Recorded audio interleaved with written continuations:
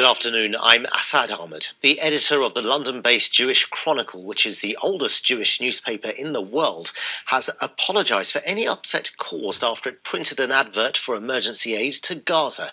Some pro-Israelis called for a boycott of the paper after the humanitarian appeal, and it highlights the strength of feeling in London about events in the Middle East. Caroline Hepker reports. This is the ad that upset readers of the weekly newspaper The Jewish Chronicle, an appeal for donations to help the people of Gaza by the Disasters Emergency Committee, an umbrella group representing 13 of the UK's biggest charities. But some Jewish Chronicle readers criticised the decision to place the ad in the world's oldest Jewish newspaper. The Jewish Chronicle, based here in Golders Green, has apologised for the upset that this advertisement in the newspaper caused some of its readers.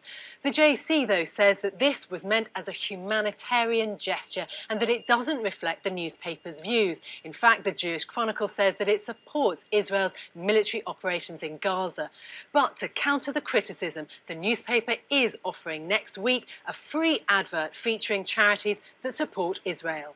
Hannah Weisfeld from Yachad, a pro-Israel, pro-peace movement of British Jews, says she is concerned by the reaction to this advert. I think there's many people inside the Jewish community who are deeply concerned by the humanitarian impact of the conflict. Tensions are very high. I think what's important here is that we cannot let compassion be a casualty to this conflict. And actually, in reality, there are many people who really want to now reach out across the divide. What the advert has done, I think, is show a sort of divide inside the community as to how that should happen.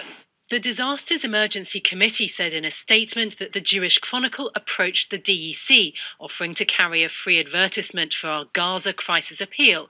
We gratefully accepted. They added that the DEC is an impartial humanitarian fundraising organisation.